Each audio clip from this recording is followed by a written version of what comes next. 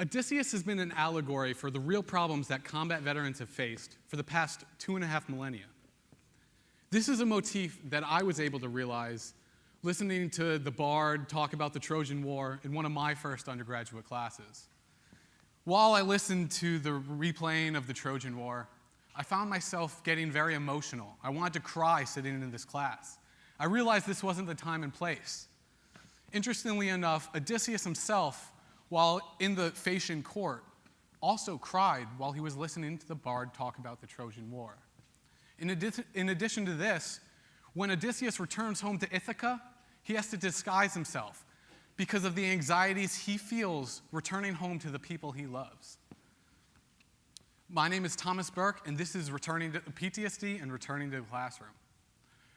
I am a former infantry Marine. I served in Iraq and Afghanistan, and I want to tell you about my moment of impact, the worst night of my life. In February of 2010, the Battle of Marja was raging in Afghanistan. This was one of the biggest combat operations since Fallujah, Iraq. My platoon was at a platoon combat outpost. There were about 34 of us. In order to conduct the Battle of Marja, the battalions from the area of operations had to take a squad from each platoon. Now, this takes a very small platoon of 34 Marines in the middle of nowhere and brings them down to 24 to 23. This leaves no room for sleep, no room for eating. We had to conduct patrols, we had to conduct posts, all at the same time. Now, one night, when we were on a night patrol conducting combat operations in the vicinity of my combat outpost, affectionately known as Common Sense, we got home at around 0100, and I told my Marines we were going to get at least 3 hours of sleep, which may not seem like much, but for us, 3 hours is amazing. We could take our boots off. We could actually have some time to relax. Now, when we put our heads down at 01, only an hour later, around 02, I was awoken by my friend Groom. And when Groom woke me up, I immediately began sobbing. I had no idea why. I was physically, emotionally, and spiritually exhausted. In war, there's no such thing as a timeout. 24/7, somebody is watching you. They're trying to kill you. Every step you take could have been your last. And with sniper threats, every breath you took could have been your last. This is a lot of anxiety while you're not sleeping, you're not eating. So I was awoken crying hysterically. And my Marines, who I was in charge of, they saw that something was wrong with me, but they weren't too sure what it was. As I began waking them up and telling them which post to go to, I grabbed my own rifle like it was a plaything, and I started dragging it. I walked to the razor wire in front of my post. I separated the razor wire, and I walked out. I left behind my personal protective equipment, what kept me safe, and I was vulnerable to the Afghans. I walked until I saw the Helmand River. And when I saw the Helmand River, I sat down. The rifle I had has a suppressor, so I screwed my suppressor on my rifle. I was afraid of who would hear the shot.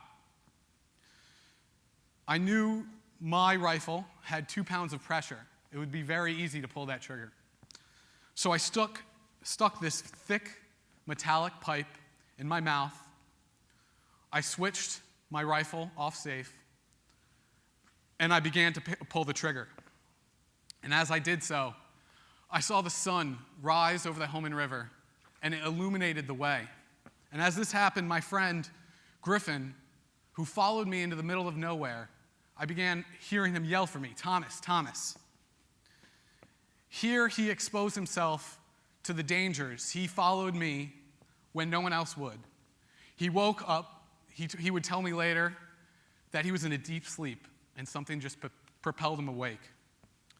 And when he embraced me, when he touched me, when he hugged me, that physical intimacy, I broke down and I cried hysterically, harder than I've ever cried before in my entire life. In the middle of nowhere in Afghanistan, with people watching us. I was able to show this vulnerability. But just because I had this emotional breakdown in the middle of a combat deployment doesn't mean the Taliban's going to give me a timeout. I still had 4 months left. When I got home from Afghanistan, I was still dealing with the trauma that I went through in Iraq. I didn't have time to process these traumatic events that I had gone through. I was a shell of myself.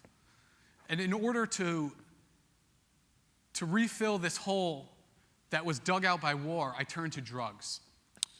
I started using a massive amount of cocaine. I went from Hawaii to California to New York, trying to find myself, trying to reflect on who I am and the evil that I witnessed.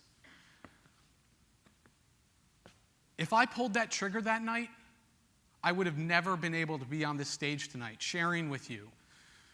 I've climbed mountains, I've seen the Pope in the Vatican, I've done Brazilian Jiu-Jitsu in Brazil, I got my undergraduate degree in 2 years, and now I'm a graduate student at Yale University. Until I stepped into the classroom, I had no hope. And for veterans returning home from a decade of wars that I've seen by the society, is they've deemed it unjust. And this alienates us from the population that we're trying to engage. And when we return home, we need the process streamlined to get us back into the classroom. By getting veterans back into the classroom, we allow them to get back into an organic, diverse community that is very similar to what they had in the military. When you are in the military, everything you do is regimented. Everything you do is disciplined. You're told when to wake up, when to eat. This isn't exactly the same as in the university, but these veterans need that same structure in order to accomplish their goals. While if they return to the workplace, they wouldn't have the same opportunities to reflect on what they went through during these wars. One of the marks of being human, and we've heard tonight, is that we need help. Veterans are a very prideful bunch, arrogant, I would say, because of what they've accomplished in the last 10 years of war. Because of this, they feel even more alienated from the society that they're protecting. By getting them back into the classroom, we allow for tactful communication. They can learn to communicate with the civilian population that they protected. And you, the civilian population, also has a responsibility to listen to what the message and the experiences that those veterans have faced during war. This isn't the fancy TED Talk where I have really cool statistics and it really makes an awesome narrative. The only statistic I have tonight is 22. 22 veterans kill themselves every single day. And that is a number that I think can be remedied all too easily. By getting veterans back into the classroom, they have this post-9/11 GI Bill. It covers tuition, it covers books, it covers everything you need to get them back into the classroom. The process of the GI Bill, it takes over a year.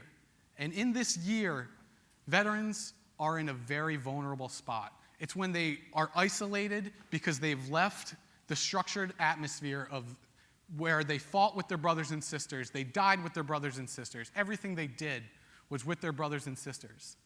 By getting them back into the classroom, they're with another community that can care about them, that can witness those mental health problems, those PTSD problems before they arise and become a difficult problem.